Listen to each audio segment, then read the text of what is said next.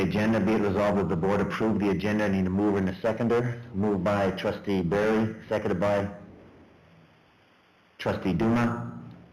Questions of the agenda? Hearing none, we'll vote electronically.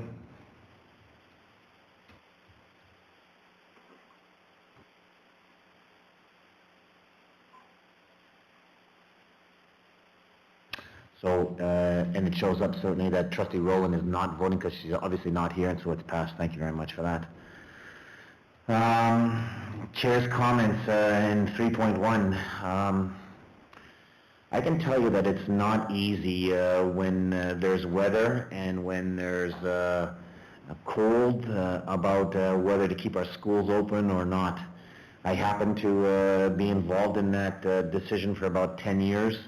And it's never easy making a decision at 5 o'clock and 5:30 and 6 o'clock in the morning about whether to keep schools open and keep them closed. We do have a policy that that this board set that our superintendent needs to go ahead and follow with regard to weather, with regard to temperature. And again, it's not easy about making calls. And would we rather prefer to have kids in schools? Absolutely. And so when we make some of those decisions, they're tough, and half the people are happy and the other half are unhappy with schools being open and schools being closed. Do you know what? Would we rather have our kids in school? I can tell you that it was exam week, I think, for most of our high schools, and to have school closed on a couple of days and teachers then having preparing exams and then having to do assessments, it's not easy when some exams are on and some exams are not, and we haven't been able to do reviews. So challenges certainly for teachers, challenges for kids. What exams do I have? What do I study for? Do I make sure I have the right books home? Those kind of things. So whether it's not an easy call. And so kudos to our senior admin team about making calls. Again, it's not easy, and don't think for a minute that it's when schools are closed, our staff are here. We're going out to the mall to go ahead and do something. That's not the case. You know what? A huge job of our staff. About working from home, and whether we're starting our buses to make sure that our buses run the next day. And whether it's the research that our teachers continue to go ahead and do. Again, people would rather be in school and rather doing their job than not being at home. So again, those are tough calls to go ahead and make. And again, I think Kath and your team, those are tough ones. And again, people get criticized. Oh, it's beautiful out here in Powerview, and it's snowing somewhere else, and why did we do this? I can tell you I've been digging out of my place for the last, and I'm still not dug out of my place, and so it's not the easy thing to do across a large school division. So again, Kathy, kudos to you on behalf of myself and your staff for some of the work that goes on. Those are my comments. Certainly challenging. And on the other hand, I had a high school hockey game on Tuesday night that we had to cancel, and you know what? I have 17 boys that are looking at me and aren't very happy and saying, how come we're not going to a high school hockey game? And anyway, so tough one all the way around as to where we go ahead and do that. But I just wanted to talk about it. Not easy, and yeah, of course we want kids in school. Share a story. Any trustees in the room here would like to share a story about school? Yes. Go ahead, Don. Trustee Nichols. Well, I'd like to give kudos to the principal and the staff of White Mouse School. They did proactively.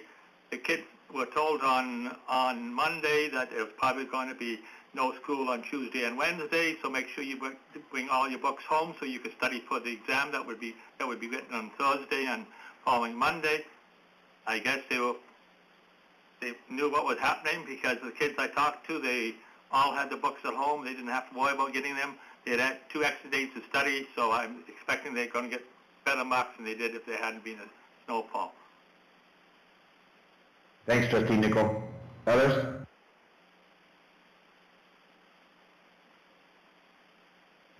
I want to give a shout out to the school and the school staff and principal at Powerview School.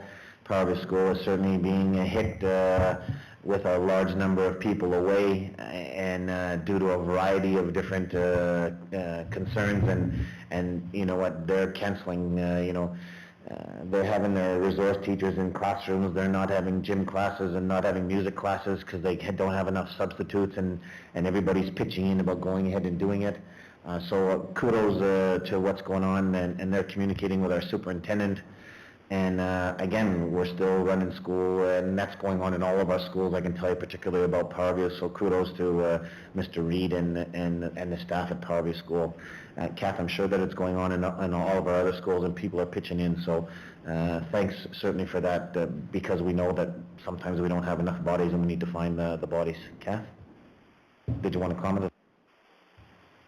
Yeah, I think every meeting I bring this, and I say to my principals every time we meet, that they are absolute rock stars and they get a ton of really great things done in our schools, and I don't ever come to work wondering that they're not working super hard. So that goes across the board in all our schools. Any other trustees online that want to share a story?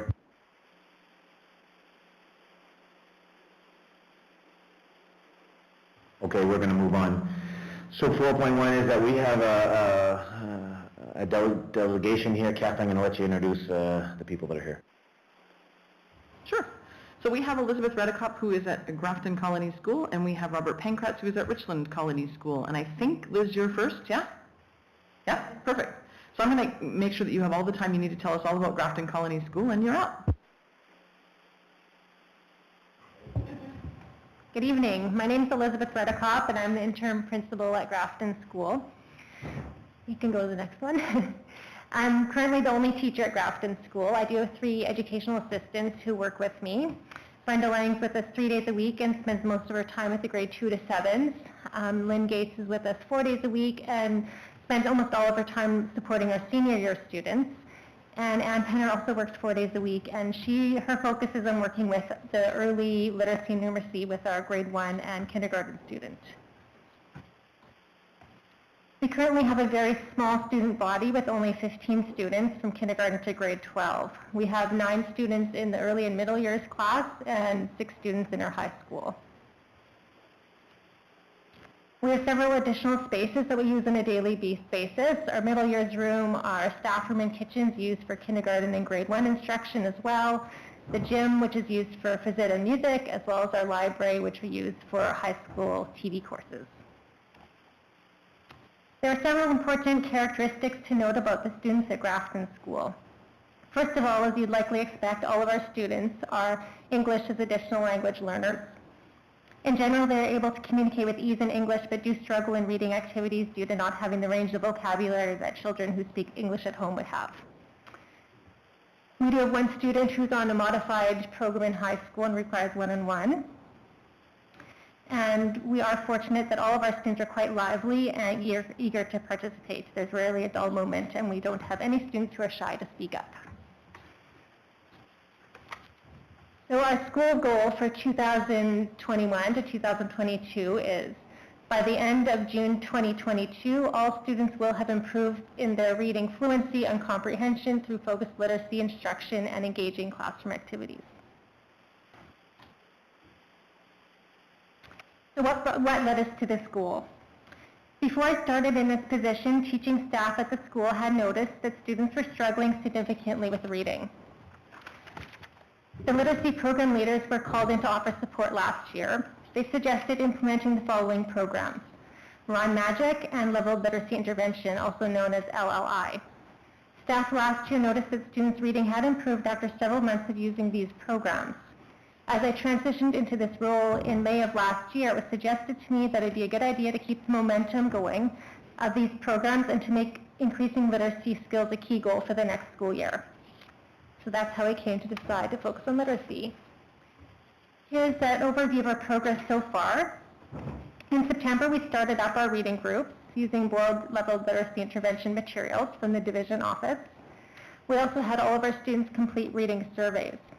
Another priority in the first month of school was to start some individualized reading intervention with one of our high school students who we had identified as high risk at the end of the last school year.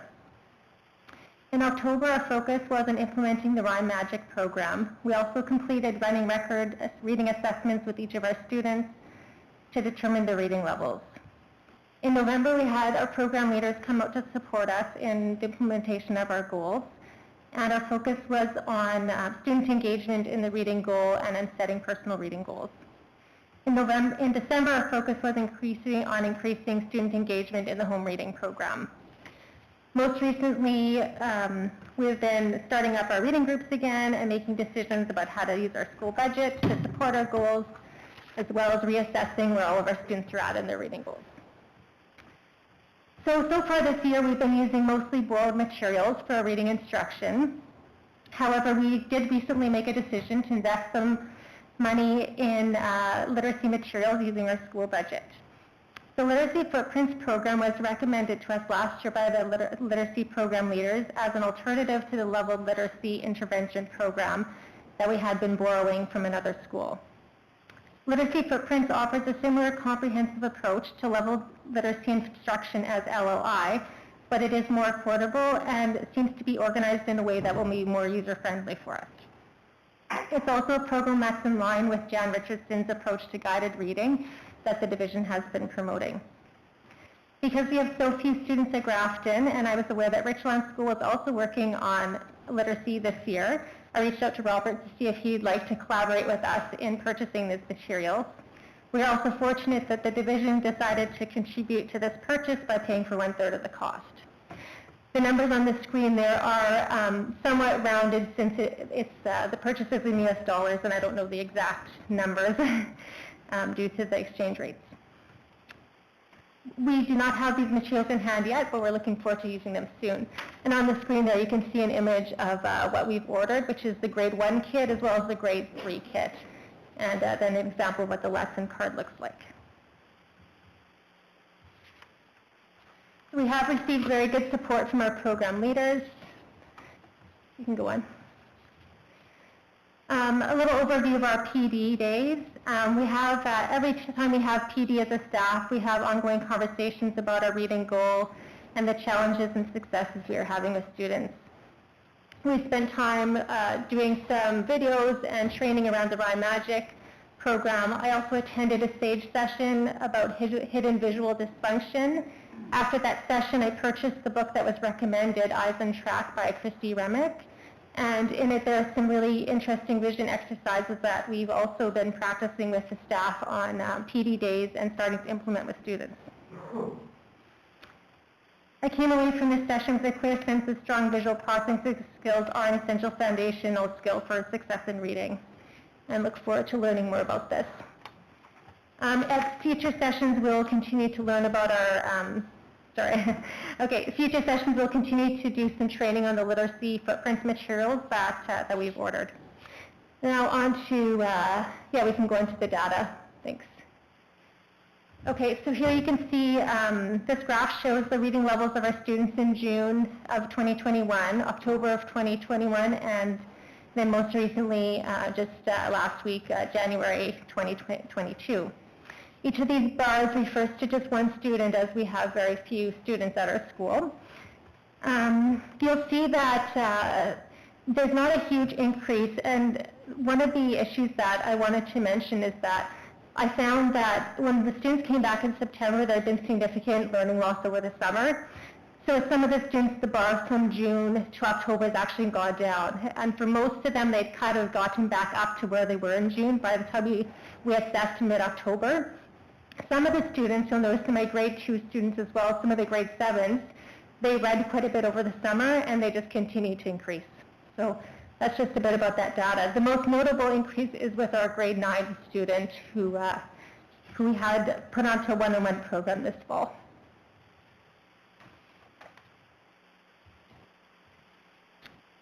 While doing the level literacy reading assessments with students, we're also able to test for fluency and comprehension. These two graphs show you where we are at with our fluency and comprehension. So with the fluency, we currently have most of our students reading either 2-word phrases or starting to move towards fluency by 3- to 4-word phrases. So fluency continues to be a goal for us. The one student that's word for word, that's our grade 1 student, so that's not a big concern. In terms of comprehension, we find all of our students do have a basic understanding of what they're reading, but we're working towards deeper understanding, making connections, and getting into the deeper lying meanings.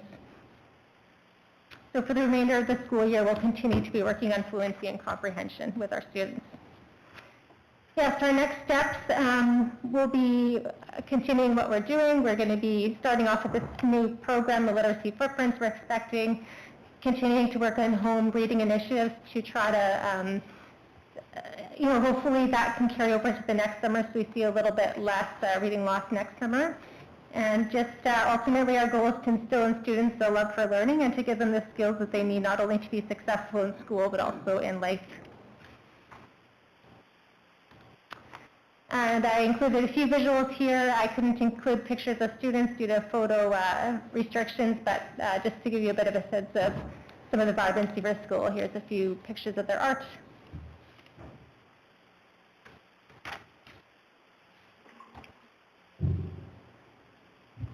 Thanks, Elizabeth.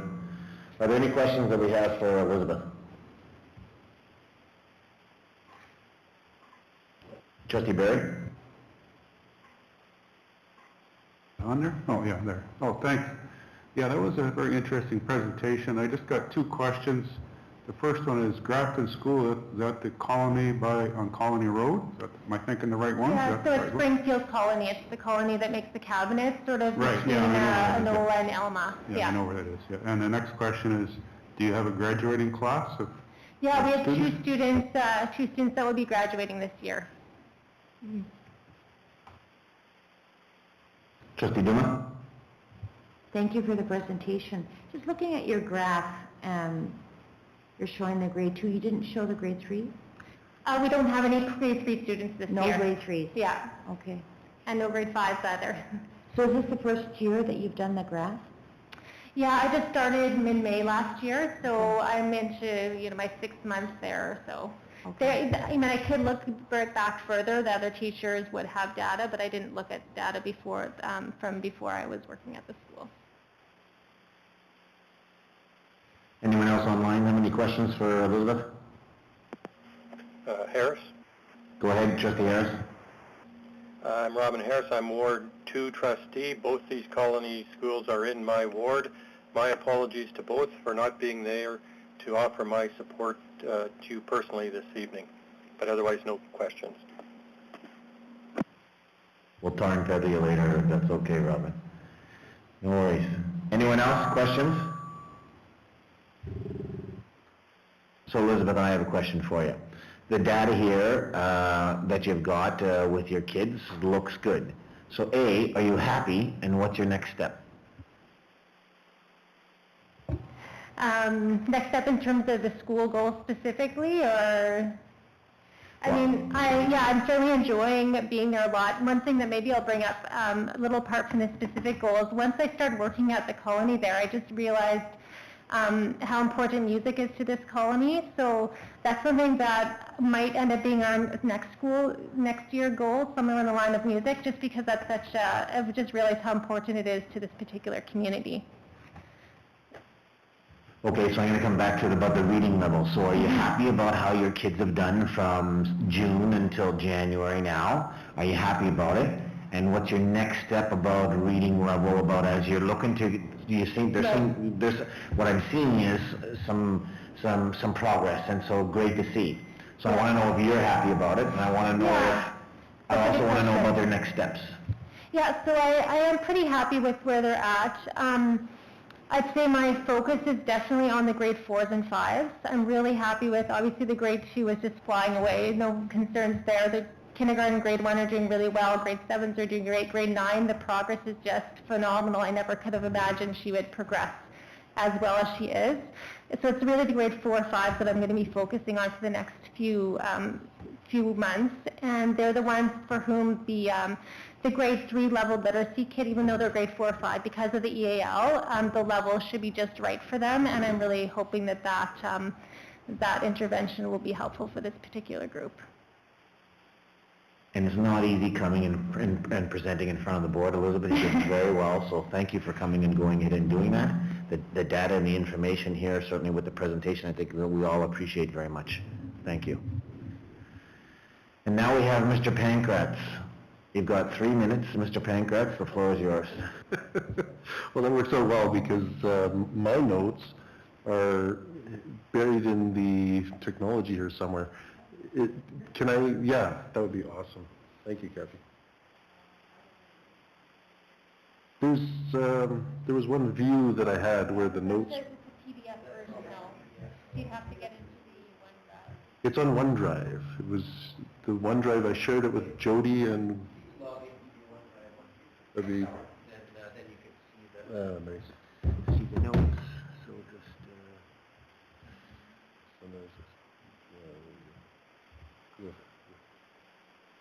These guys are great to have around. And nice to see you guys again. I haven't seen some of your faces in a long, long time. Last time I saw you, I had hair on top of my head instead of underneath my head. Oh, she already did. She did a great job. You did a great job of that, by the way. Thank you. I should mention before I get started here, she's awesome. She's amazing. I'm super happy that she's over at Grafton, and you know, miss Shannon terribly, of course, but a wonderful fit, I think, for the community and for the position, and she's a hard-working girl. I was going to refer to her as my friend, but I don't know if your email might not be at that address point in there, yet. and you should be good to go. All right.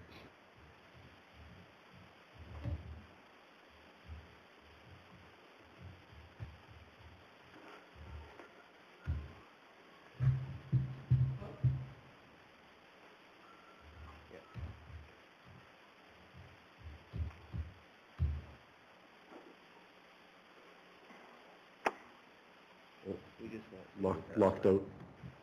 No, just...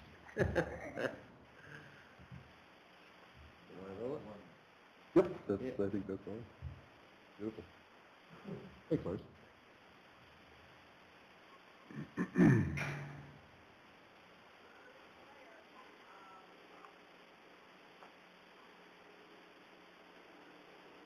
And the notes.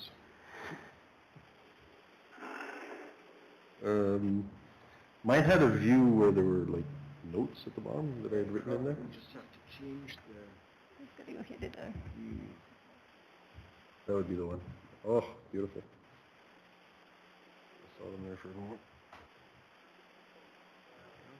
Where are they? Click that again. There. Yeah, okay. Good. Beautiful. And then the changing of the slides, is that you? So I'll just... Good evening, everybody. My name is Robert Pankratz, and I've been the middle years, senior years teacher and principal at Richland School for the past 15 years. This evening, I would like to tell you a little bit about our school, share our school plan with you, providing you with some insights into the successes we've achieved and the challenges we face, and offer an opportunity for questions at the end of my presentation.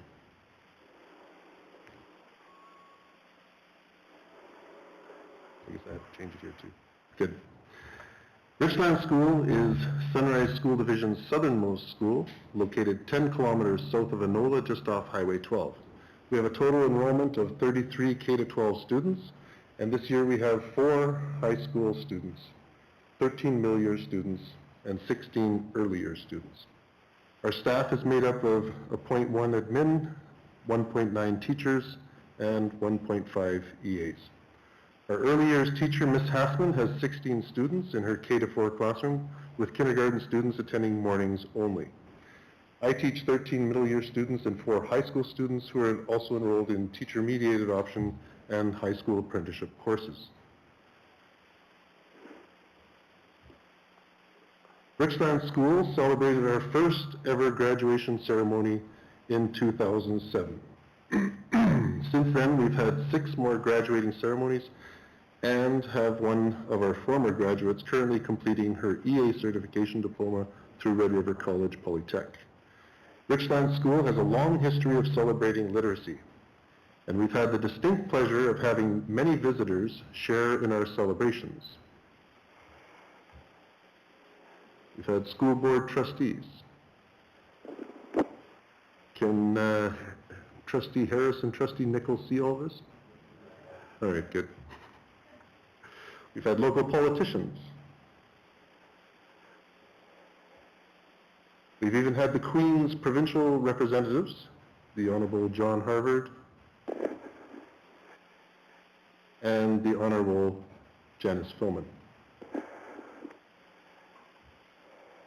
We've had friends from all walks of life. The learning environment at Richland School was consistent, predictable, and fun. Our students were experiencing increasing confidence and success, giving us even more reasons to continue celebrating. And then, on March 11th, 2020, the World Health Organization declared COVID-19 a global pandemic. Soon afterwards, disruptions to student learning began. Suddenly, schools closed. Parents were expected to facilitate student learning at home. School divisions, teachers, parents, and students had to adapt to remote learning. Staff and students who became ill needed to self-isolate for weeks at a time. Upon returning to in-class learning, it was evident that our worst fears were to be realized. The disruptions to routines and programming for our students had created learning gaps, and we needed to get our students back on track as soon as possible. So at our school, our goal for this school year was to have grade 1 to 3 students improving their reading to grade level by the end of this school year. At Richland School, we identified our grade 1 to 3 English as additional language learners to be the most vulnerable and literacy to be the most important area to focus on as we pivoted our instructional practices to recovery learning in all subject areas. Initial assessments at the beginning of this school year indicated where our greatest needs were, with only one student at the appropriate reading level. And here you'll see it's a grade 2 student. Unfortunately, most of our students were sick during the first week of school in September, and in-class learning was again disrupted for a period of 2 weeks. By the end of the first term, it was evident that progress was being made, but at a much slower rate than we were used to seeing from our students. We concluded this was likely due to the ongoing disruptions to in-class learning and the discontinuation of the book bag program that provided students with additional exposure and practice taking books home and reading with family members. By the end of January, assessment data provided evidence of only 1 out of 3 of our students reading at grade level. Looking back on December and January, it was clear that continued disruptions to in-class learning were still affecting our students' ability to increase their vocabulary, improve comprehension, and fluency. Strategies we've been able to implement in class this year include a concept word wall, level books, guided reading groups, a focus on phonics, and sight word practice using graphs, flashcards, and writing sentences.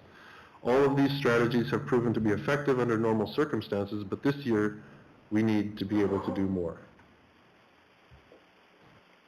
We reached out to colleagues and divisional support personnel to find the best instructional supports and resources that would assist us in achieving our goals. Grafton School shared a very similar goal to ours, and Sunrise School Division was already supporting the Literacy Footprints literacy program, so we agreed to a cost-share agreement using site-based decision-making, small schools, EAL, and divisional funds to purchase resources that could be shared between our 2 schools. Designed by literacy experts Jan Richardson and Michelle Dufresne, each Literacy Footprints kit includes teaching tools and components for K-6 learners. Each book in Literacy Footprints is paired with a lesson card based on the next step forward in guided reading. Lessons include word study activities, comprehension strategies, guided writing, and more. Professional development opportunities are provided with the purchase of these resources in the form of webinars and online workshops. Other professional learning opportunities related to our goal are available through consultation and collaboration with colleagues during Colony PD days and divisional program leaders. Our plan is to continuously assess our students' progress throughout the remainder of the school year. Using triangulated data collection, we will be able to adjust our instructional practices to meet the literacy needs of our students based on our conversations with students, observations, and samples of their work. We all look forward to a more predictable future where we and our students are able to settle back into stable and predictable routines. Until then, we will continue to be good to each other and support each other as much as possible to stay safe and healthy, one learner at a time, one day at a time. Any questions?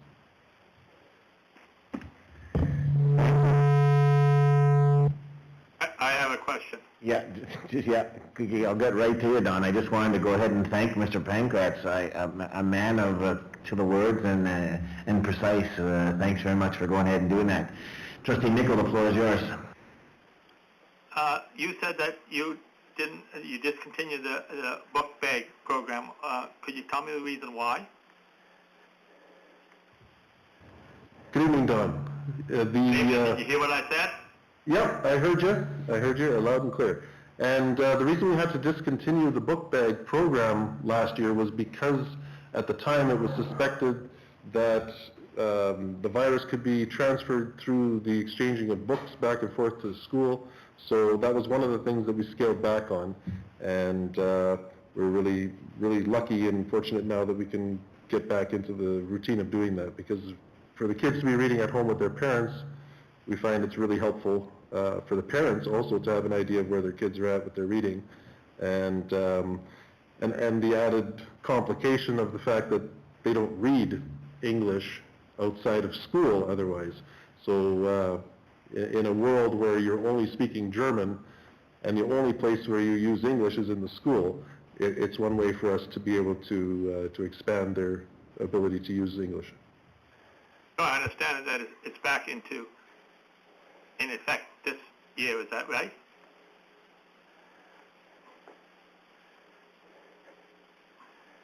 That's correct. Thank you, Don. Anyone else, a question for Mr. Pankratz? Go ahead, Trustee Berry. Yeah, thanks for the presentation, very interesting. I guess I have one question. You said you've been there for 15 years. So my question is, has the enrollment been constant over that time frame, or has it changed a lot? That's a good question. I was actually thinking of exactly that point on my way here today and wondering if I'd have an opportunity to share that. Somehow, during the time that I've been at Richland, the enrollment has actually remained very consistent. We've hovered around 30 students in our school the entire time. Other schools have had double our enrollment and now have half of the amount of students that we've had. So it's been ridiculously consistent in that Ms. Hassman, who was there when I came, had been there for a few years already at the time that I came there. She's been there the whole time.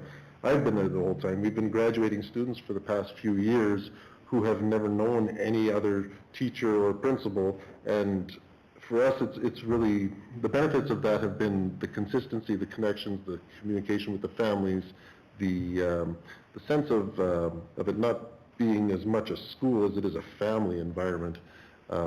If you ever have the opportunity, and I welcome you to come, especially this month during I Love to Read month, we're having visitors coming to our school and visiting and reading to the kids, and it's certainly a wonderful experience to be able to be there and to be with the kids and see how much fun it is.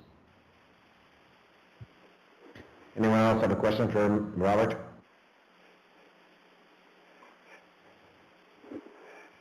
So I'm going to ask you one, Robert. So you've been there for 15 years, and so is literacy improving from what you're seeing over the time? Again, you talked to us certainly about showing us data, but what is your experience over 15 years telling you? It's huge, Paul. And it was your decision that I go there 15 years ago, or our decision. I think we came to an agreement that would be good for the school and for myself. At that time, 15 years ago, there were things were a lot different, I think, at the colony. The kids themselves were not as exposed to English outside of school as they are now. It's still very limited, obviously. They converse in German in their homes and in their community. However, a lot more of those kids are watching movies and being exposed to electronic forms of English usage. So that certainly has helped. Literacy has improved. I think it's been a big factor in that is also that a lot of the younger parents are exposing their children to more English, and those kids are coming more prepared at kindergarten, prepared to learn and use English. It was the case when I first went there 15 years ago that the kindergarten students had never spoken English before with anyone. So they were coming in completely brand new to this new language, and basically sat there for the first year with a confused look on their face. And it reminded me of when my father came to... Can I just keep going? I can tell you the rest of it later, but no, it certainly is a different situation now, and I am very excited about that fact, and certainly continue to promote it. You bet. Thanks, Robert. Kathy, did you want to add?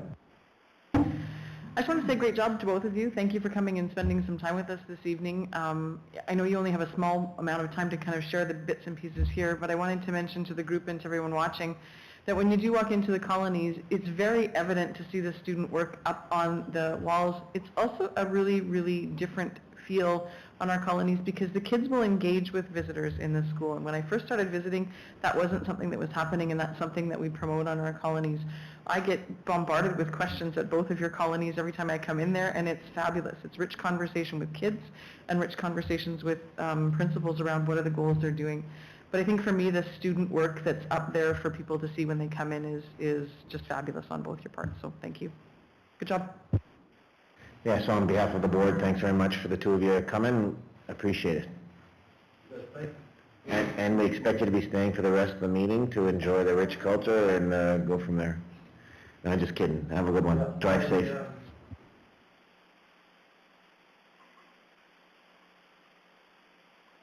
Thank you, Robert. All right, so we're going to move on to 5.1. Thanks for the delegation. We have our minutes of January 20th. Be it resolved that the board adopt the January 20th board meeting minutes. I need a mover and a seconder. I'll move it. Moved by Trustee Nichol. Seconded by Trustee Berry. Comments? Hearing none, we'll vote.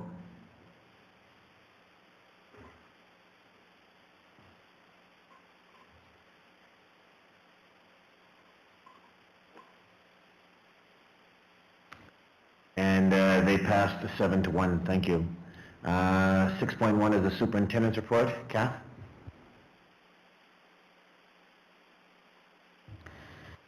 Thank you. Put myself in here and do that. So again, I won't go through the whole entire thing, but I do want to kind of highlight a couple of pieces. So we are at semester change, and some of the cold weather has shifted that a little bit. So our schools have communicated if exams have shifted forward. Some of our schools aren't starting semester 2 until Tuesday. And again, public health orders were recently extended from February 1st up to and including February 8th. That's now changed, and they will be issuing new public health orders that go from February 8th until the 22nd. I haven't seen the actual copy, but that now carries us to the 22nd. Schools do remain in restricted orange, so not a lot has changed in the school setting. Again, with contact tracing, it is tied to absenteeism, so we monitor staff absenteeism and we monitor student absenteeism on a daily basis. One of the most important things that we can do are all of the things that we already have in place: wearing your mask, sanitizing, social distancing, and most importantly, staying home when you're sick. So the isolation guidelines haven't changed either. So that third bullet has to do with air purifiers. We've had questions about air purifiers in schools, and we wanted to just draw a quick highlight to that, because having an air purifier in school isn't exactly what we want to be doing, because we've had all of our ventilation systems inspected and they are either adequate or above the requirements. Part of the problem with having an air purifier in a classroom is that it's circulating the air that's existing, and without an external vent or an external intake, it's not doing the work that we want it to do. So we don't want to put them into classrooms. We do appreciate people asking the question. We've had some comments about people saying we could donate one if you'd like. wanted to just highlight that there was a reason we weren't doing that, and we have had professional inspections of all of our sites. We are doing kindergarten registration virtually. The forms were up on the website. They're not limited to just this week, but we do love to have people, if they're at all possible, get registered because it helps us with staffing and anticipating how many kids we will have in the fall. Again, as Paul mentioned at the outset of the meeting, we've had a ton of disruptions to the year. So the province had us in remote learning for the first week, and then Mother Nature had her turn and has had us on and off again for most of the month of January. It isn't an easy decision ever, and some of the safety issues are there always at the forefront. They are very early mornings, and as you said, Paul, there are some people who feel it's the right decision, and then some people who feel it's the wrong decision, no matter what the decision is. The policy is laid out and very clear, and I know this board has had questions, and I've had questions. I think I'd like to just comment that the two questions that have come from the public, because several people have either called or been very respectful on their emails and said the two questions that have surfaced up are, if the buses are not running, why can't the schools be open? And if we're at home, now that we have the technology, why can't we do remote learning when there's a snowstorm? So that's definitely the questions that have been coming through me and to the board, and if that is the will of this board, then they could visit or look at their policy. But those are the two questions that are coming from the people that I've spoken with, so I thought I would do a quick shout out and say that those were the two. Again, I truly appreciate all of the community members and the staff and the students and the families, because none of this is easy, not in any walk of life that anybody is in, and everybody is doing their level best to put one foot in front of the other and do what's good for all of the people in our society, and for that I am truly grateful. Unless there's questions, that is my report. Thanks, Kath. Any questions for the superintendent? Anybody in the room? Anyone online?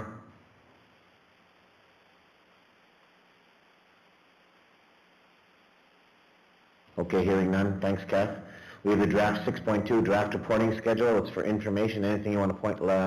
Anything you want to highlight, Kath?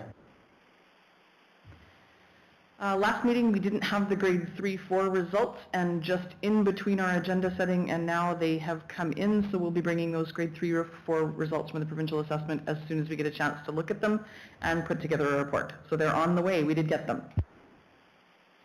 So that's just something that we'll put on a future meeting. Thank you. Any comments about a draft reporting schedule? Okay, hearing none, we'll move on. Secretary Treasurer's report, Scott.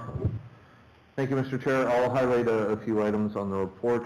First and foremost, under maintenance, the province did issue a call for extended capital support. They had some additional dollars to support capital projects. That was due by the 21st of January.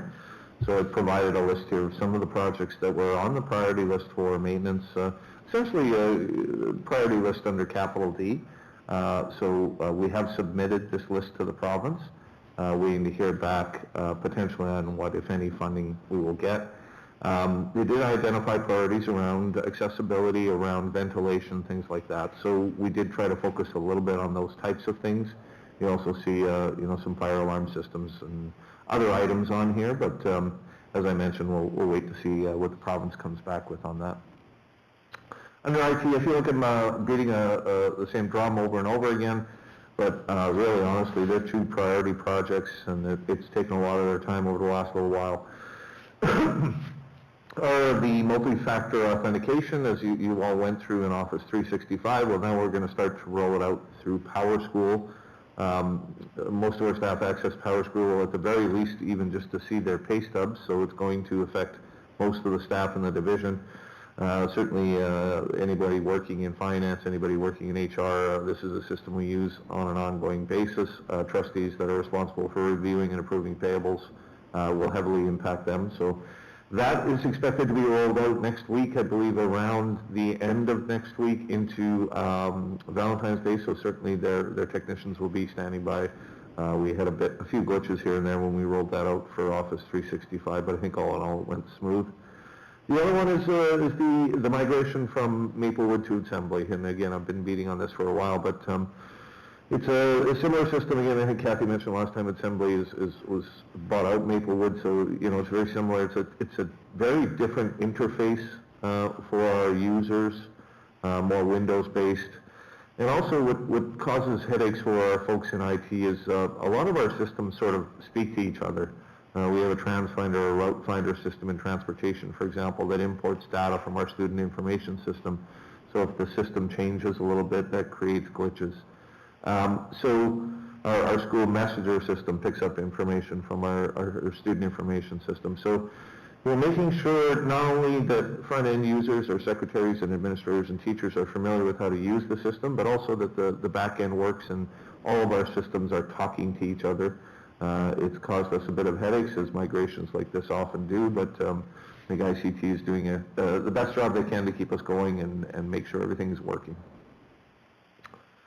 Transportation, we did receive just last week the information on the new pricing and the new RFP that the province issues on an annual basis for all divisions in Manitoba to purchase buses. What we're seeing so far, and we haven't analyzed all of the different options, we generally order buses with a bit larger fuel tanks because of our longer routes. We'll put in built-in cameras and things like that on them. But the base price for buses this year appears to have increased by approximately $11,000. We were expecting an increase. It's sort of supply chain issues that everybody's experiencing across the board. By the time we price them out, and Jason is working on that with Jamie in transportation as we speak, we're expecting that the total price on these buses may be as high as about $15,000 higher than they have been in the past. So we'll bring that information back to the board when it's all priced out. Finance has been working on several things. It's that time of the year for finance. First and foremost, it was the end of the year, and we've got some clarification on COLA, which impacts all of our collective bargaining agreements, obviously, and there'll be retroactive pay depending on the start date in 2021 for all of our unions. That's going to be 3.3%, so they're starting to work on calculating that retroactive pay. Sort of complicating things is that our payroll department obviously is in the midst of year end and trying to get T4s out to all our roughly 900 bodies that were employed by the division over the course of the last year, so that is tying up a lot of their time, but both of those things are a priority for finance. So that's the report, and I'm happy to take questions. Thanks, Scott. Any questions for Scott? Any questions from people online for Scott?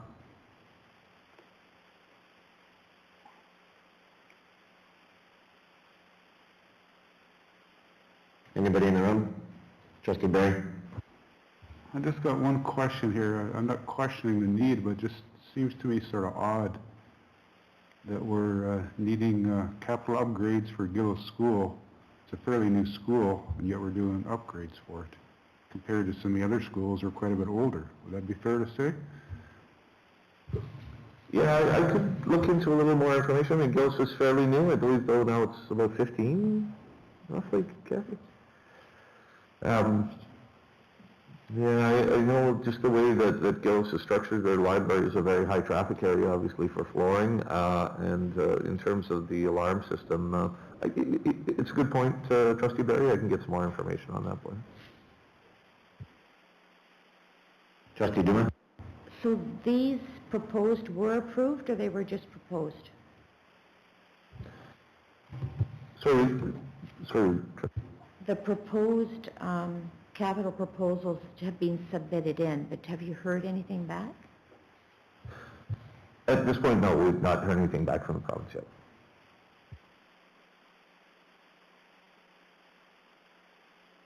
Thanks, Scott. I don't know if I have a question or a comment, but you made a comment in here about the migration from Maplewood to Edsembly. Those are always challenges when those things go on, and it may be something that as we look at budget, I know coming from a former school division, we used Power School. We happen to have a Power School guru. I don't know if we have a Maplewood guru here at the division, and if we do, great. And if we don't, maybe we need to find a new Edsembly guru, for us. And I guess talking to the other trustees,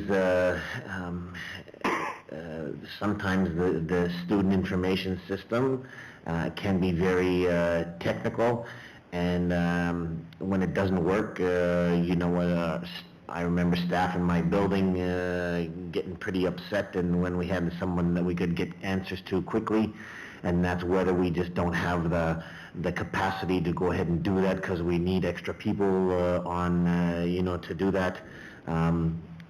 But I know that can be a huge challenge for us, and I know we're working through that right now. That may be something then that as we think about a potential budget request for us, that could be something that I don't know if we have a guru or not, but that's something for us to potentially think about. And it's not a question; it's just certainly a comment. And I don't know if we have one here or not. And part of it is it was a huge demand whenever we change over. So kudos. If no other questions, thanks Scott for that. I'm going to go to our board business. So 8.1 is COVID costs. Scott. So I'll speak to this briefly. I changed the report a little bit this time, and I think it'll be tweaked a little bit further. We're starting to see now that we're running into January the impact of additional spending, essentially for staffing that we've added. We have additional recovery learning staff that we've allocated out to schools, as well as mental health staff to support mental health in the students across all schools. So we're moving along quite slowly. You'll see January alone, we had spent about $73,000, which is year-to-date bringing us up to $130,000. So obviously we hadn't spent too much. I think going forward, now that we're starting to staff up with some of the supports, I'll be bringing a report on projections for the rest of the year if we continue to spend at the current rate. Point being that we were allocated a certain amount of funding. I believe it was 908 for Safe Schools funding and another 123-ish for recovery learning. So we've added resources to that, and we want to make sure that if we've been allocated those funds, we spend it out and put those resources into classrooms. So I think going forward, I'm certainly going to fill in the board on what it is that we have spent, but project it out towards the end of the year so that we can make sure we're spending our full allocation of funding.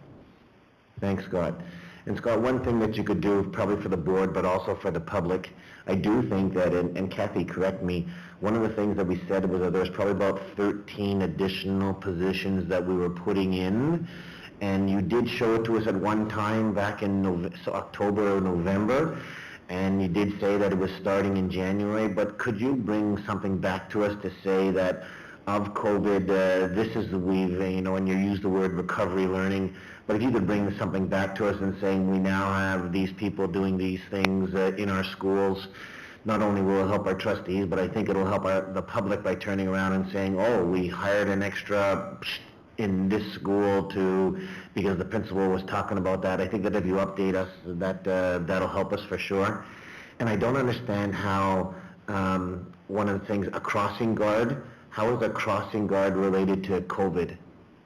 And maybe you don't have that answer, but when I just looked at a crossing guard, so I can see mental health in schools and those kind of things, but do we need it, is there more need then for crossing guards, and if it's, even, you don't have to answer that right now, but I just saw that and I said, Anyways.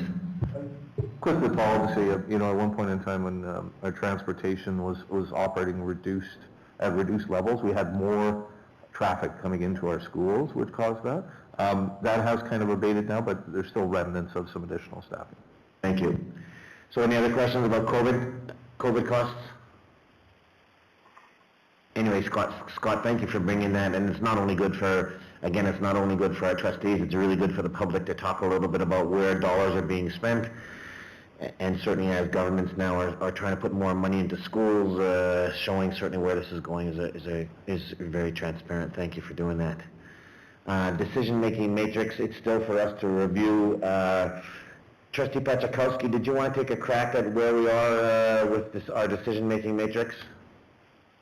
Sure, thanks. Thank you, Mr. Chair. So, I guess where we are is Paul, you and I and our superintendent we're working on and I'm actually not going to take any credit for this, and neither should you. So Kathy sent out an email. There was one section in the third column that we were looking to just put some fine touches to, and then I believe the board was going to look at it quickly, so maybe that is updated. Maybe I can send that out to the board, and then we can, I think we were going to refer it to policy for sort of the, some touches with regards to footnotes and those sorts of things. So that was my understanding, and maybe we can discuss it a little more in camera as well, but that's sort of where we're at with it. So we're almost finished. It's a work in progress. The board wanted to get on this sooner. We want to have it back in our policy as quickly as possible, so I do apologize for that, but it is a work in progress, and it should be there soon, hopefully. I think, Trustee, you had stepped out of the meeting for a quick bit. It's still yet in our in-camera for us to do some work, and you're right, you and I didn't do any work. Kathy did the work to it, and it's something that's close. The board still does need to review, but thanks for that update, Jarrett. 8.3, student-specific plans. Kathy, I'm going to let you introduce Lars. Jackie, you going to introduce Lars? I'm going to introduce Jackie and Lars. So I think Lars is going to be doing the speaking, but Jackie and Lars do the work, much like, you know, Paul and Jared and Kathy do the work. So.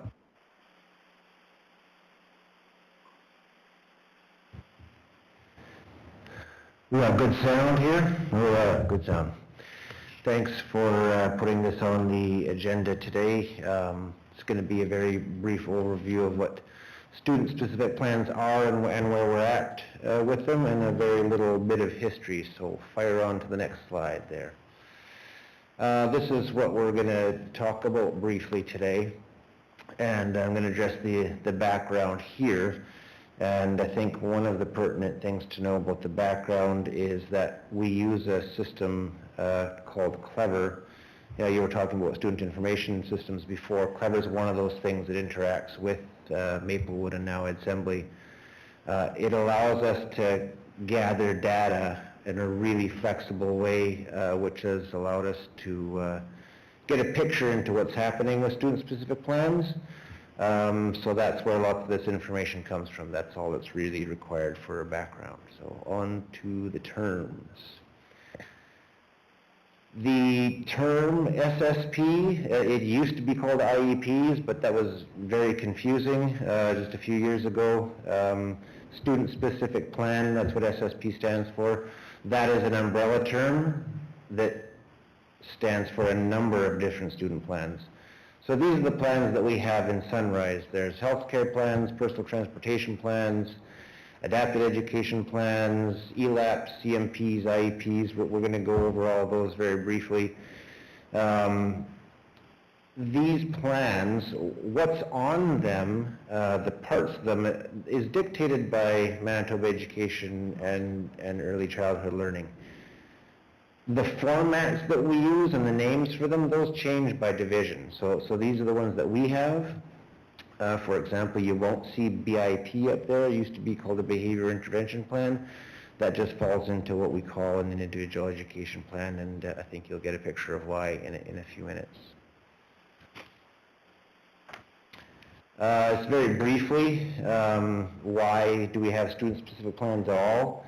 The main reason is that we have a very diverse range of students. They range greatly in their background information and knowledge that they come to school with. They vary greatly in their ability to attend to tasks. They vary greatly in their cognitive profile.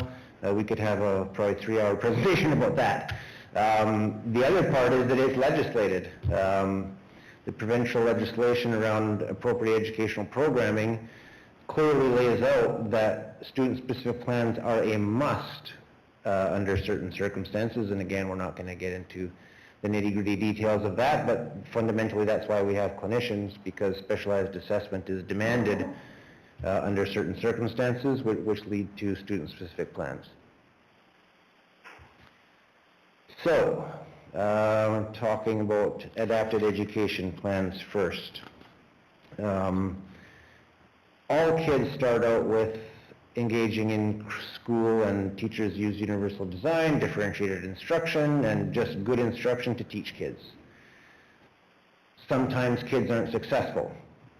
Any school team can collaborate with any sources that they have to figure out what they might try differently.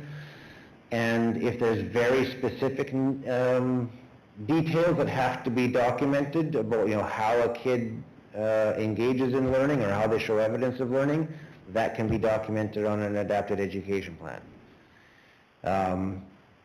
When they're collaborating and they're trying all those things and it's still not working, the kid is still not achieving expected grade level expectations, that's when clinicians must be involved according to legislation. And on to the next slide there, Kathy.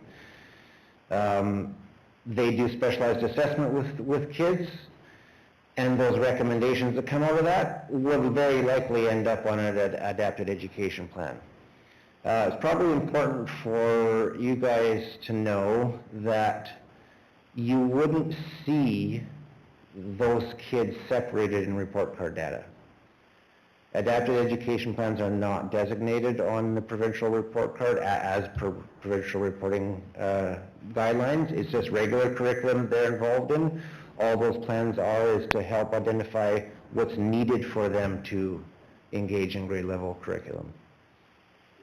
On to the next. There are English language acquisition plans, and the students who get English language acquisition plans are those designated as EAL learners, and their performance is reported on the report card as well. And EAL or L would be checked off on the report card, so they would be able to be filtered out in some report card data. EAL is English language, English as an additional language learner. So those are any kids whose native language is that other than English, and there are some finer definitions of that. There are sometimes even dialects of English that are considered English as an additional language. Again, we could probably have an hour presentation on that. So IEPs, this is going to get a tiny bit confusing because IEPs are used for two different classifications of kids. There are kids that may have no academic needs at all to be addressed, but they have goals that are outside of curriculum. So that's the same for all IEPs. They're goals outside of curriculum. So there are students that may have learning behaviors or social emotional goals, for example. Those would be documented on an individualized education plan. Their academic progress is reported just on the regular report card, and there wouldn't be any designation on the report card that they have an IEP because it's not for curriculum, it's for something else. So you wouldn't see those kids filtered out on the report card data. I think that's all that really needs to be covered there. Curriculum modification plans. Here we now get into groups of students that must have certain criteria met. So there are some students that meet criteria that entitles them to modifications to subjects or courses. They have to have specialized assessment by a school psychologist in order to determine that they meet that criteria, and just because they meet that criteria doesn't mean that modifications are automatically made. There's a decision-making process outlined for staff about if a student meets that criteria, how do we go about deciding if a course should be modified. So in Sunrise School Division, the course modification plans, all they do is document what courses or subjects have been modified, so we can search for that data. And those students, in terms of reporting, just one more back there, Kathy, those would be able to be filtered out of report card data, because if modifications are made, grade 1 to grade 8, IEP is checked off on the report card.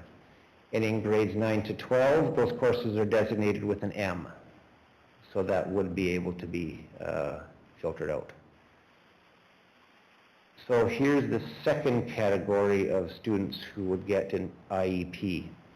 There are a few students who meet criteria to have their entire program individualized. And again, only a school psychologist can make that designation through specialized assessment.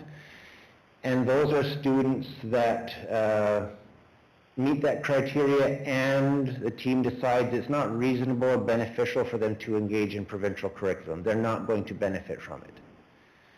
Students that fall into that category have an individual education plan.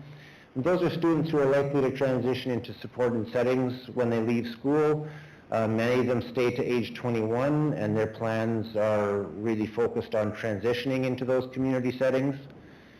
And their progress is not reported on the report card in terms of subjects, but they get the first page of the report card with attendance and that sort of thing. And then there's a IEP report that is sent home to parents at every reporting period. So I've pulled out some examples of what we can find out of Clever. So here's an example of, well, where are we at for students with AEPs.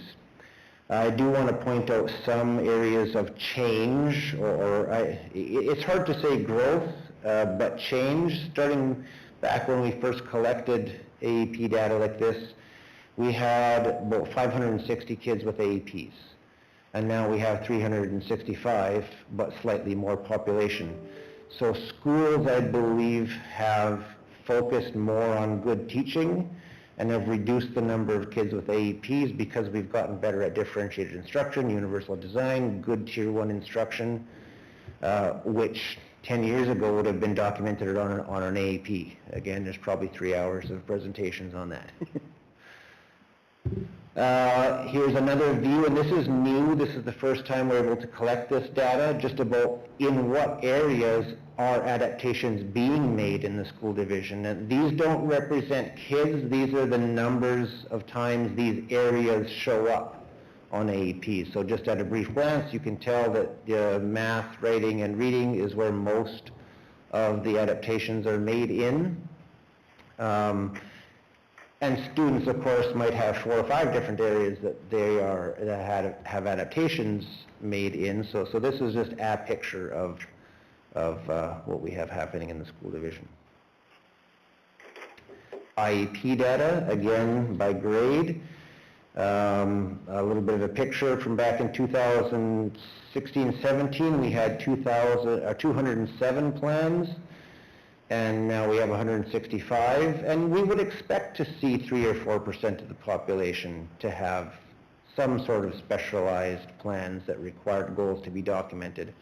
Now keep in mind that this includes people with goals outside of curriculum, but on regular academic programming, as well as students with individualized programming. And the bars, to make a little bit of sense of those, the grade 12s, we haven't had a drop down in Clever to designate that they're in year 12, 13, 14, or 15, because kids stay to age 21. So the grade 12 bar represents kids who might be well past grade 12 chronologically. And there's been some changes in Clever just recently, which would account for some of the grades being blank. That'll probably be addressed by the next reporting period. One more picture of IEP data. I think this is something that Jackie and I are most proud of because when we had our first glance at what are the areas in which schools are setting goals, a ridiculous amount of them, over half, were in the area of math and language arts. And when we looked at those goals, it's like, that's not outside of curriculum. A student is just having some difficulty in math and reading. You could have an AEP that don't need to have goals in those areas on an IEP, but what we should see are things not related to curriculum, and these are the 9 most recent domains that goals can be set in, and thankfully, in my mind, we're seeing that communication, learning behaviors, and especially transition goals We need to help kids transition from school to community. I'm happy to see that there's very little numeracy and literacy goals, because those are really not about curriculum numeracy and literacy. Those are like functional literacy and numeracy, recognizing your name, recognizing amounts of things up to 10. They're very functional goals that are not intended to be curriculum. And what do we have next? That's just an idea of how it's scored, because the 1 to 4 on IEPRs are not necessarily the same as the 1 to 4s on the report card. So that just shows you what those definitions are. Just a very brief comment about what that information means. Because it's not a curriculum that's connected to, sometimes goals can change in the middle of the year. So you might see a kid with a 4 at the beginning of the year, then they have a 1, but it's not a regression. They just have a new goal they're starting with. So it's kind of difficult to really tease out, are our kids doing better? You'd have to look at individual kids. And then COVID has thrown a bit of a wrench into things, because kids had goals they were working on in school, couldn't be worked on well at home, so there was a lot of not applicables in last year's data. Very briefly, the course modification plan data. These are the numbers of course modification plans in different grades. It would be very unlikely to see anything in grade 1 to 3, and there should be very few really up until grade 4 or 5. It would be expected to have more starting in grade 6 and up to grade 12. And again, just because students qualify for modifications doesn't mean they should be. Kids are far better off getting a 51% in regular curriculum than getting a modified program, because once things are modified, it restricts them to access to educational opportunities after school. It would be better that they get a low grade in regular curriculum and a 90% in a modified. So those are difficult decisions. And I think that's about it. Thanks, Lars. This is one of the best reports I've seen in some time, so you have to turn your microphone off, Lars. So this is one of the best reports, certainly, about providing information to boards with regard to the differences. Thank you very much for that. Are there any questions around the room for Lars? Trustee Berry. Yeah, that was very interesting. It kind of opened my eyes. I've never seen a report quite like that, I'll admit. And my question, I want to wrap my head around this whole presentation. Would it be fair to say that every student goes through the student-specific plan, and then if they need a different plan, then that's there to help the student to get a good education as per the provincial regulations to graduate? And that'd be fair? That'd be kind of the summarize of the whole thing? Or am I off base on that? Yeah, no, that's 100% correct. It's especially when things are important enough that they need to be documented. Like, there's lots of teachers who do wonderful things in class and everything works, but I mean, I always use the example of a student who's blind. Clearly everybody gets an adaptation would be that they need Braille. It's harder when it's like the student is not reading well. What do we do? It gets really gray and messy, but yeah, the intention is to help kids be successful. I guess my last, as you said, some students can be up to 21. Do we have a lot of 21-year-old students in Sunrise? I'm going to say like 10. I'm kind of guessing a little bit. Yeah.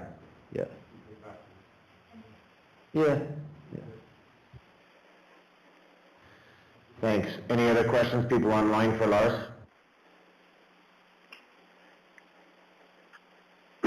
Trustee Peczkowski.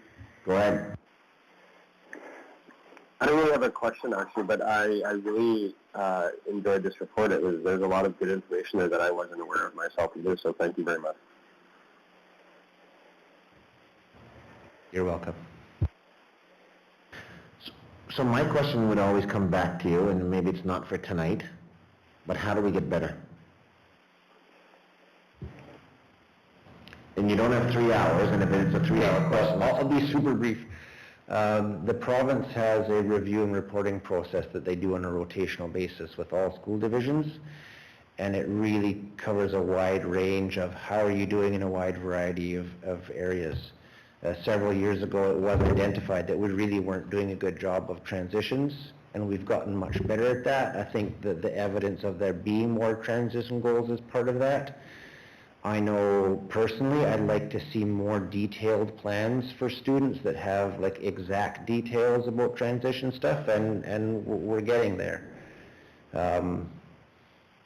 The rest of it is a very complicated combination of really good teaching strategies where the program leaders come in, the clinicians come in, and it just, everything points to the best teaching we can have in classrooms is really the best answer to a lot of this. But it's quite complicated. Lars, you said you made a comment that the department reviews school divisions with regard to this, and then we would have been reviewed. I don't know last time that we would have been reviewed as to what it was. Jackie? We would have been reviewed my first year here, but we're still waiting for the results. So yes, 3 years later, the department still hasn't given us any feedback. So the stuff that Lars and I worked on would have been from the previous review, and where it was identified things like transition goals and just, I think, cleaning up student-specific plans. So that's what we've worked on quite diligently for the last 3 years. I think we heard we might get the report from our review 3 years ago soon. So you know what, that's not acceptable to me. That's not acceptable to me, is that if they came out and I'm going, I'm aware of them coming and student services teams doing a lot of work to prepare for this review. And there's been a lot of people from the department and they come out and give some positive feedback. If it's been 3 years, that's not acceptable. And then, you know what, Kath, I think then that's part of yours and my job and our board's job, is that if someone comes out and gives us a review and you put a lot of time into it, it's like going and asking a child to do a test and we'll let you know in 3 years what your test is like. That's not acceptable. And so I think then that's part of our job, is to shake a tree. And again, yes, maybe we're busy and maybe there's some real good reasons why they're not giving us back that information, but I don't think that that's acceptable. We wouldn't put up with it for one of our teachers to go ahead and do it. I don't think that it would be good for us to wait that time to find out what are some of the areas we need to work on from some of the experts that are in the field. Yeah, I don't disagree, Paul. They did, COVID did hit right after we were done our review part, so I don't know if that put them behind. And they did speak to that, I think, at our last meeting, that we would be getting something soon. Yeah, that's it's been a bit of a traditional challenge, and I won't say too much more. I just wanted to throw in, because I think it's deserving. I've been involved in 2 of those reviews that I can recall distinctly, and consistently, as a compliment to our administrators, that's one of the pieces of feedback we got on strengths, is that the people coming out to do the review said, your administrators know their kids. And I thought that's worth mentioning, because I just assumed that would be the way it is, but they said, we go other places and the administrators don't know those kids. And in your schools, the administrators are at the meeting and they clearly know those kids and want the best for them. So I'm going to come back to it again. I can remember being a principal and having to go through these reviews with my student services teams. And yeah, we were nervous about it and we wanted to go ahead and get results, and so we don't have the results. So Kathy and Stacy, and let's hold Kathy, you and I responsible to find out where this is, because I would expect that there's 8 other trustees that are wanting to know how come we haven't got a report back from the province, and yeah, let's go and find that out. Okay. Anything else for Lars? Trustee Duma? I don't know if we did receive the report to the board that was sent to the province. That would be nice to see. Not sure if we'd ever got it. And the question for Lars is, when you speak about modifications, I'm thinking that you must put M's are included on their graduation certificates? And to add on to that, can you give me an example of what you would be doing to change the learning to get a modification? And is the outcome changed, or what do you do? Yeah, that's accurate. Those EBs would show up on the transcript, and then that might prevent you from enrolling in some post-secondary education. That's why we're hesitant to do it. And it's pretty simple. The concept of modifying is if you choose to change one outcome on purpose, you've modified the course. Now, what's supposed to happen is teachers go through the course and say, can the student do enough of these and show limited understanding of enough of them so that they can pass the course, and they make a decision with the team together. And if they decide, no, there's not, then they say, okay, for this outcome, we're just not doing it. For this outcome, they're going to do this instead, and we're keeping that one, so they come up with generally like a course for that student that directs the teacher for like, what should we be teaching and assessing. What is the timeline for school psychologist assessments for the students? Like, do we have, what's the waiting list like? We don't have a wait list. Schools meet and come with priorities for the students they think need assessment, and they consult with the clinicians and sometimes make changes in those priorities because the clinicians say, no, try this instead. It's better to assess this person here. So we don't really have a wait list. I believe that once a student is referred, I'm going to say like 3 or 4 weeks, but they can range in complexity, so that's a very ballpark sort of figure. So I want to come to two of those things, Trustee Duman, that you talked about. One is you talked about a report that we sent in. What report are you talking about that you didn't get a copy of? It was just mentioned that there's a review done here. Did you have to send in a report to the province? Was there a report submitted? Did you collect data? Nothing. It was just a verbal report. We didn't receive a report, so 3 years ago they began their review. It's called review and reporting, but we haven't received the report. So the review is they come out and we identify students that might have student-specific plans and schools that we're going to visit. So we go along. So in this case, this last review, Lars and I went along with some people from the Inclusion Support Branch, visited some of our schools, met with some student services teams. They might have done some observations with some students, and they kind of have a rubric and you know, talk with us, gather that all up, and then the part we would be waiting for now is the report or some sort of feedback on how things went. I mean, for sure, as we were doing it, they give us feedback. Like Lars mentioned, our principals really know their students, and I would say for sure they seem very happy with the work we're doing. But in terms of have we received any specifics to improve on or to work on, not yet.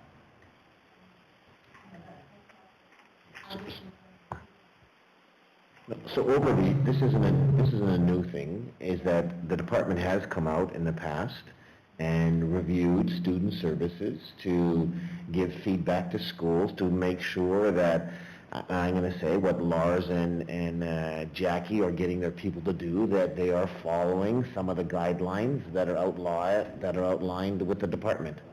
And then they provide feedback. If we weren't doing something, they would let us know that we weren't doing something. And so they haven't come back to us about it, and that's what I'm not happy about. The second thing is, I forgot it now. Oh, assessments, thanks. You asked that question because it's come about when we've had people say at schools, do you know what, they're looking for assessment, and there was a waiting list, and that's been around for a little while. You would have heard that as a former trustee. So I think that was the question now. I think what Jackie have answered is saying is that right now there is the waiting list. That's a good question for a trustee to go ahead and ask, because if all of a sudden we've got a whole list of speech language kids that aren't getting service, do we have enough speech language pathologists, etc., those kind of things. So that's kind of, I think, the basis for the question is that do we have the right amount of people in place to go ahead and do some of the things. That's where the question is, and it was a good answer. Go ahead, Jack. Right, but I think Lars answered, like, we don't keep a waiting list. So our schools and clinicians work together and only refer once we know the clinician will be able to start the process and see the students. So we don't keep kind of a waiting list. The schools are in continuous communication with the clinicians about the priorities. So that is a good question then coming back in, because the question is, if you're answering it that way, I guess the better question would be from Trustee Duma, are there children that in Sunrise School Division that aren't being seen by a psychologist because we don't have the right personnel? Maybe I'm going to ask it that way. Yes, but everything is complicated. So, for example, there might be a grade 1 student who is like, this student should probably be assessed, but the assessment won't be valid until their grade 3 age. So is that student on a list to be assessed? Yes, but it wouldn't make sense to assess them until a certain age. Schools will have lists of kids, and when they get to discuss those lists of kids, the clinician may say, no, this is not needed for an assessment, there's other things to do first. So it would be hard to have a very objective waiting list. But yeah, there are kids waiting for assessments. It would be hard to put a number on it. Yeah, I guess, you know, I don't have any concrete examples, but I know in the past where we've had parents that have wanted to have a child assessed, knew there was an issue, but then had struggling with getting one from the school division, so then would go outside of the school division, pay for a private assessment, bring it back to the school division, and then school division wouldn't always recognize it as, they would say we still want to do our own. I don't know if that sort of stuff still goes on, because if you're looking at having to create specialized plans for the special circumstances, I'm just hoping that we're not having children that have to wait for a long time to make sure we're driving the right things going on in the classroom. But it sounds to me like you're also wanting, like, increasing the skill level in the classroom so there's a variety of teaching too, so that you're not always going to the specialist all the time, that the teachers specializing more in the classroom too as to all those needs that are there. 100%. I can give you a very concrete example of a student at SMS that they were struggling with, and a program leader went and said, hey, try this first, and it's like, oh, this will work. There wasn't a need for other steps. It's good instruction is by far the most effective means of addressing student needs. Jackie, did you want to add anything to the end of this? No, I think that's good. Just that if a clinical assessment was needed because exactly what Laura said, the work we've done with our student services team or our school-based assessments aren't giving us the information we need, then we wouldn't wait. Then we would make sure we have the clinical assessment so that we can program. Diane? I guess just the mentioning of COVID, have you seen an increased request regarding speech language at all? Just throwing it out there because we're hearing stuff about the mask issue, so have you heard of any of that? Not to my knowledge, not specific to that. Okay, so thanks very much, Lars. Appreciate the presentation. Thanks, Jackie, for working with Lars about it. We're going to move on. 8.4 is our monthly enrollment. It's for information. Kathy, did you want to add anything to it? Any questions then about monthly enrollment? It is something that we've asked for. We've got that data. Thanks for providing. Okay, 8.5, vaccination or testing procedures. Kath? Yeah, so at the last meeting, we had approved policy number 21, and the board had asked about the guidelines or the procedures, so I've just included those in terms of what we have in our procedure manual that attached to this policy for information. Any questions? Okay, I'm going to move on. Talks about committee reports. Policy committee, Chair Harris, do you have anything for the policy from the policy committee that you want to share with the board? No, we meet next week. A week from today is our next meeting. Thank you. Thanks, Robin. Our Finance Committee update, Chair Nicol, do you have anything that you want to bring forward with the Finance Committee? Yeah, today we had our Education Funding Committee meeting, and we are preparing a report for hopefully we prepare a report by the first meeting in March. We did quite a bit of work, and now we just have to put it in language that we can understand. So, and the other thing we're doing is we're working on the monitoring report, so that's a work in progress, so we're looking at that at this meeting on the 17th. Thanks, Don. So two things. One is that report that the first report that you're talking about it's because from a board, you're going to bring it back to the board, and then we're going to submit our feedback to the province, correct? That's right. And the monitoring report, it's about feedback you're getting, so that people have input, certainly with regard to the monitoring report as to like and dislikes, what do we need to add, what do we need to change to it, correct? That's correct. Thanks, Don. Any questions from the group?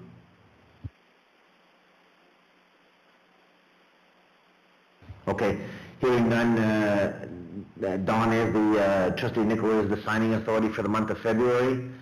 We do have an action item, 8.8, a Finance Committee. Be it resolved that the board received the December 21st check register with a total amount of checks issued at $3,748,087.71, reviewed on January 20th by the Finance Committee for information.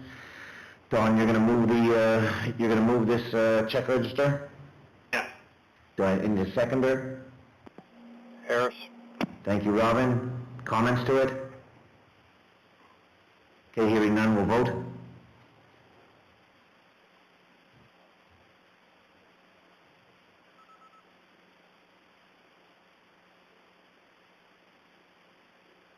And it passed 8-0, thank you. So we have professional development. Again, I don't think that we do have capsule, and Stacy, you've sent out that information, certainly that everyone has. Do people need to respond to you, Stace? Refresh my memory. Pardon me? Registration was last week. Okay. Okay, so people that have responded for capsule, they've been registered. Thanks, Stacy. We have a financial monitoring report. We have an action item. Be resolved that the board adopt the financial monitoring report for the months ended December 2020, reviewed by the Finance Committee on January 20th. Don, are you moving this? I'm moving that, yes. And it's seconded by? Harris. Reed. Trustee Harris. I'll get you in there, Trustee Reed. Thank you. Questions? Okay, hearing none, we'll vote.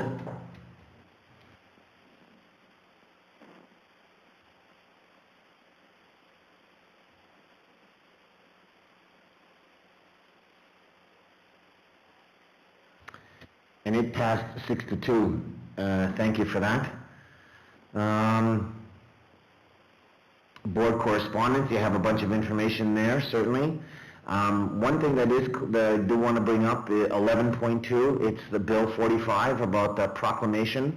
So it was proclaimed on January 31st, just making sure that everybody understands about Bill 45. And again, what that means, it means then that the province is going to be the sole negotiator for correct me if I'm wrong, for the Teacher Society for MTS. So they'll be the sole bargaining unit. So that was proclaimed on January 31st. What all that means and all the specifics of it, I think that there's lots to follow, but that was proclaimed. Nice to know items. Again, a bunch of information that's there. Certainly Wayne Owasco, our MLA, certainly is now the Minister of Education. Should be very interesting to see kind of how that rolls out. Wayne was an Edward Schreier school counselor, right, Kev? At Edward Schreier, so we'll see kind of that roll out. We have upcoming board meetings. Just to give you a heads up, and Stacy, correct me if I'm wrong, we have Thursday, February the 10th, a budget meeting, Tuesday, February 15th, a board meeting, Thursday, February 17th, a budget meeting, Tuesday, February 25th, 22nd, a public budget meeting, Thursday, February 24th, a budget meeting, Tuesday, March the 1st, a board meeting. So Tuesdays and Thursdays over the next little while are going to be pretty busy, certainly for the board. So just making sure that people are well aware of that. We have questions from the public, and I have a question here that was asked. Scott, one thing I didn't say in the beginning of the meeting about sending your questions, so I apologize for that, about sending questions in. But Scott, you forwarded a question from me, for me, and I will read the question out. And it came in, and it was forwarded from the last meeting, correct, Scott? So this is from Mike Phelan from Oakbank, and this question of the board is, my children are not getting an education. In the month of January, they spend a total of 5 days in the classroom. They spend a total of 9 days receiving instruction, yet I've paid for a month of school of taxes. On a day when no provincial roads are closed, when the temperature is above average, when the children from Sunrise School Division who attend College Pierre de Trudeau are expected to attend school, when every other worker in every other sector is expected to attend their jobs or be sanctioned, why are my children who live within the earshot of school in Oakbank prevented from learning when a school bus refuses to travel down a distant dirt road? Number two, why should we continue paying taxes to people to schools who refuse to teach to a you know what, I'm going to leave, yeah. Why should we continue to pay taxes to schools who refuse to teach? I think that I started off in the beginning talking about, it was difficult about how schools are open and whatnot, and you know, Mr. Phelan, I empathize with you about kids wanting to be in schools, and yes, have we had an awful lot of days that are closed? Yes. It is this board of 9 trustees that makes policy, and we have policy about, certainly about cold weather. And if, do you know what, this board then wants to go ahead and review that, we can. I do know that we've had a request for a delegation to come and take a look at our policy, and trustees will always listen to people about coming in and wanting to make presentations with regard to policy. So we do have a policy that really tells the superintendent with regard to cold weather what she can and cannot do. As far as roads, it is the superintendent's call, certainly about roads. We have been pretty over the last little while. I would say very comparable to the divisions certainly around us. It's not an easy call about it. And some days, you know what, if it was last Tuesday, I can remember that our superintendent made a call in the morning about, schools are going to be closed. And I looked outside and I saw, like, I could see pretty far, and I was kind of wondering, hey, what's going on? Well, it wasn't that way at the end of the day, and I've been clearing snow ever since that. So it's not easy. But we do give directions certainly about cold weather. If we have a policy for it, we'll go ahead and do that. And again, those are some of the decisions that we go ahead and make. Scott, are there any other questions? Okay. Yes. Is this Go ahead, Trustee Pachkowski. Do you mind if I add something, or just short? Well, go ahead. Yeah, I think it's a good question, and I think, you know, from my perspective, I really appreciate when we get engagement from our families and community members, you know, from our communities in general. And I think that, you know, it's very easy for us and as people, and not even just trustees, but families and community members to, you know, to find things that we want to see improvement on, and you know, to critique and criticize those things. And I think sometimes, and a lot of times, it's warranted, right? But so what I would say is just I would encourage, you know, anybody who's got concerns to come forward with, you know, some solutions and some good ideas as to what they see could be, you know, another way, or another avenue to go down, and to bring those forward to the board, you know, through a delegation. Because, you know, sending emails and sending correspondence is great, and we want to see that engagement. But, you know, meaningful engagement is bringing forward, I think, an issue and then bringing forward a solution or some ideas and sharing those with the board. So that's what I would encourage, that gentleman to do is bring forward your ideas through a delegation and bring it forward to the board with some of your ideas and solutions to some of the issues that you see, right? So that's what I would encourage. Thank you. Thanks, Trustee Petrikowski. So we don't have any other questions. So we do have probably about 5 minutes about going back into in-camera. There's probably about 5 minutes of a discussion that we need to go ahead and have. And we do have some motions that are coming out of in-camera. So we will have to move in-camera, and then we will need to come back. I do believe. Can I interject? Yes, Tom. The motions are coming out of camera. There's two items that we have to deal with in camera. There are no motions involved. So why can't we move those motions so the public that's watching doesn't have to wait around until we go into camera and come back out again? Because what we got to go in camera, and there's going to be no motion. So why can't we just...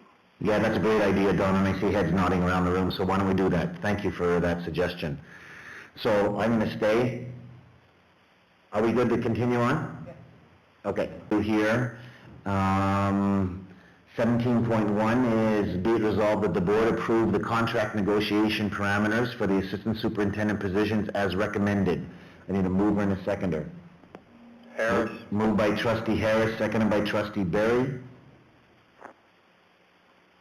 Any questions? Hearing none, we'll vote.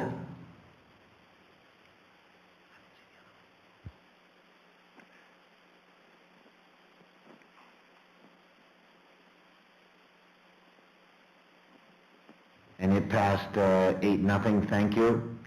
I have 17.2, be it resolved that the board offer the position of Secretary-Treasurer as recommended by the hiring committee effective beginning March 21st. And be it further resolved that the board approve the contract negotiation parameters for the Secretary position as recommended. This is moved by Trustee Duma, seconded by... I'll second it. Trustee Nicol. Any questions? Hearing none, we'll vote.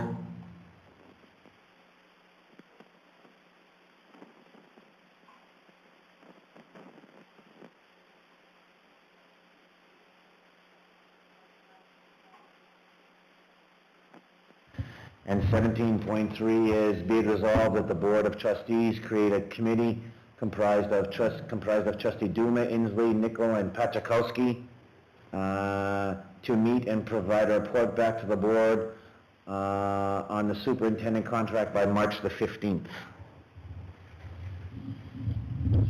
I need a mover and a seconder. Moved by Trustee Duma, seconded by Trustee Berry.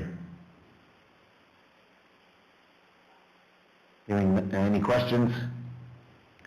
Hearing none, we'll vote.